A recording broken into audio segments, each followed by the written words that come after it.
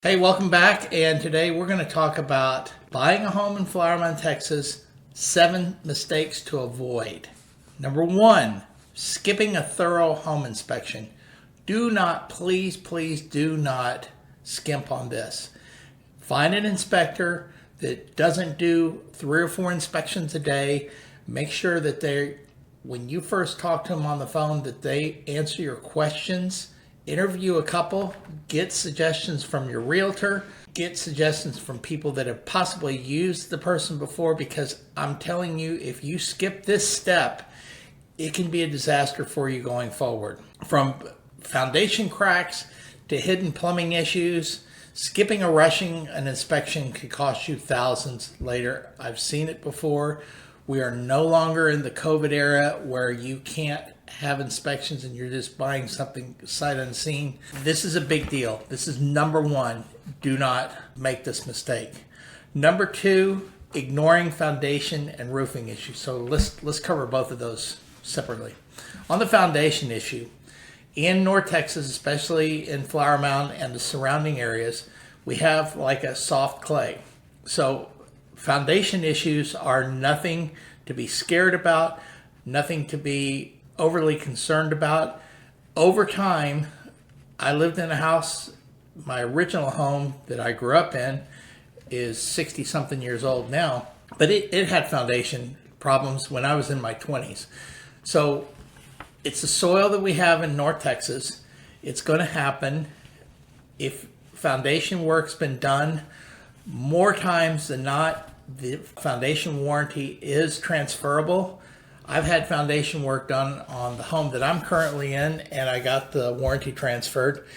I've not had any issues with it, but that's something that can be hidden, that if you may not pick up on right away. They may have filled in the concrete around the brickwork, around the base where the foundation is. They could have fixed the cracks and repainted the areas. You need to have an inspector to be able to tell you if you have foundation issues. The second thing, which is super important for insurance purposes, is the age of the roof. Depending on the insurance company, if you have a roof that's over 10 years old, it gets a little bit tougher to get your home insured. And with foundation companies and with roofing companies in Texas, neither one of them are regulated. So both of those vendors, roofers and foundation, they'll come out and do inspections for free because, number 1, they're trying to sell something. If you find a good foundation company that will be honest with you and straightforward with you, that's great. On the roof deal, I would get 2 or 3 bids because they could all be different. You know, if there was a hailstorm, which is our biggest enemy in North Texas, that is the number 1 main cause for roofs having to be replaced. Roofs are built supposedly with asphalt shingles for almost 30 years, but I've never had a roof more than 7 years because I've always had to replace my roof because of hail damage. Tornadoes, not that big a deal. We don't have those very often.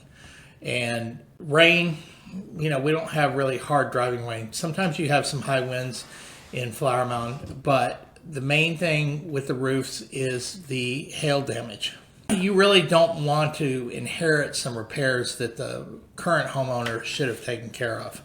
Number 3, super important, overlooking HOA fees and neighborhood rules. I had a client one time that insisted on parking it was either an RV or a boat in their parking lot. They wanted to live in another town, not too far from here. Well, number 1, the city didn't allow it. Number 2, the HOA didn't allow it. So if you have a boat, if you have an RV, if you have a trailer, if you have something that you think you can park in your driveway, you better check those HOA documents and make sure that's something you can do. If you want to paint the brick in some of these HOAs, they don't allow it. They want the natural looking brick. So you need to make sure before you sign on the dotted line that the things that you want to do, and check with your realtor on this so that they can do some back research as well. Because you do get the HOA documents. If a home is in an HOA, by law, they have 14 days to get you the HOA documents, and then you have, just depends on how many days to review those documents. But you need to make sure that a lot of these HOAs offer some amazing amenities, but rules and fees can surprise people. And so I'm just trying to help you not to be surprised. Number 4, underestimating property taxes. This is a big deal in Texas. We don't have a state income tax, so most of your taxes are going to be property taxes. However, if you are a homeowner living in the home, you can apply for a homestead exemption, which will reduce your taxes. If you are over 65, you get an additional exemption, which lowers your taxes even more. If you're disabled, that's a whole nother deal, and I don't really want to go into that because that's a whole nother topic. But when you are getting your loan done, your agent should be sending the property to your mortgage company, and the mortgage company should be calculating how much those property taxes, and those would be the unexempt property taxes, not the exempt ones. You can run a table for what happens if we don't get an exemption versus when you do get an exemption. And by the way, home exemption, to fill out that form, it's free. There's a lot of companies trying to scam you saying they'll charge you $150, $200, $500 to file it for you. It's free. You can ask me, I'll help you with it. Number 5, choosing the wrong neighborhood for your lifestyle. Okay, this is perfect for Flower Mound. We have an area called Lakeside, and it is kind of a mixed-use community. It has some offices, and it also has some retail, has a movie theater, but right next to it is a beautiful set of homes. There's also a high-rise tower with condo living. There's also $2 million homes that continue to be being built on the south side, and then you're right up against Lake Grapevine. Does that fit your lifestyle? Only you can answer that. There's also areas where I live in Bridlewood that is a golf community, and not everybody plays golf because I don't play golf. I don't even have a set of clubs. But, there are certain homes that back up to the golf course where you are not allowed to have a privacy fence. You have to have the iron fence. So if you have a swimming pool and you're out there swimming in your bikini, all the golfers are going to see you. And if you're fine with that, okay. But you will not get the privacy that you may want living on a golf course. That's one area. And then you have like Wellington, that's a big community, and there's a lot of privacy fences and a lot of beautiful homes over there and different levels of different types of communities. But you want to make sure, and this is why it's super important, that you deal with a local realtor on this. Don't deal with somebody that lives in Duncanville or lives up in Denton, or Denton's not too bad. But if they don't know Flower Mound, they don't live there, they don't work there, then they are not going to be able to help you as well as somebody that lives there, like me. Number 6, falling in love too fast and overpaying. That's a big deal.